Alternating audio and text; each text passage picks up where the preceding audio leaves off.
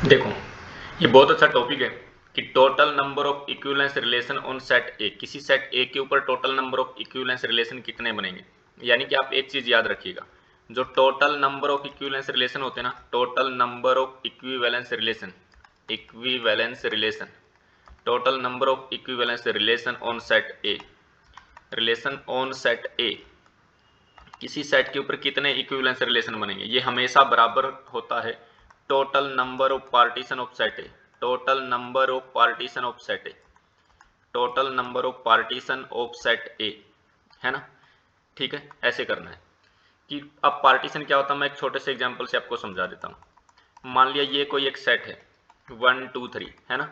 इसके पार्टीशन क्या क्या हो सकते हैं। इसका मैंने एक पहला पार्टीशन बना दिया ऐसे कि 1 2 और 3, ये एक पार्टीशन है। यानी कि ये 3 सबसेट हो गए। इन 3 सबसेट का कलेक्शन क्या है, इसका एक पार्टीशन है। यानी कि इन 3 सबसेट में से किसी 2 सबसेट को ले, उनका इंटरसेक्शन एम्प्टी आएगा। अगर तीनों को ले लो तो उसका यूनियन खुद ये सेट बन जाएगा। तो P1 क्या, इस सेट ए का पार्टीशन है। दूसरा पार्टीशन क्या बना सकते हैं, ये बन जाएगा 1 2 ले लिया मैंने, 3 को मैंने अलग से रख दिया, ये भी एक पार्टीशन है इसका। तीसरा पार्टीशन क्या हो जाएगा, मैंने 1 3 को ले लिया और 2 को मैंने अलग रख दिया, ये भी एक पार्टीशन है।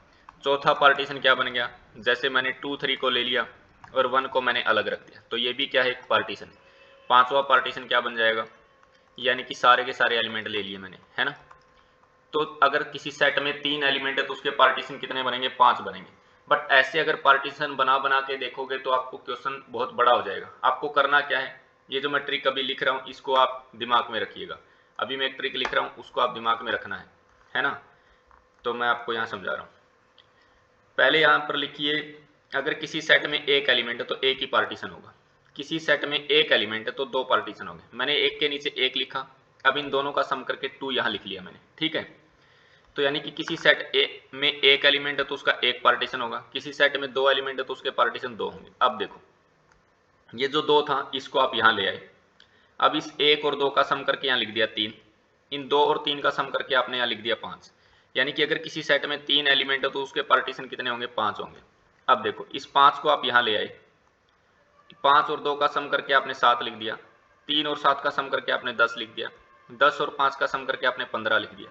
यानी कि किसी सेट में अगर 4 एलिमेंट है तो उसके पार्टीशन कितने बनेंगे, उसके पार्टीशन 15 बनेंगे, है ना।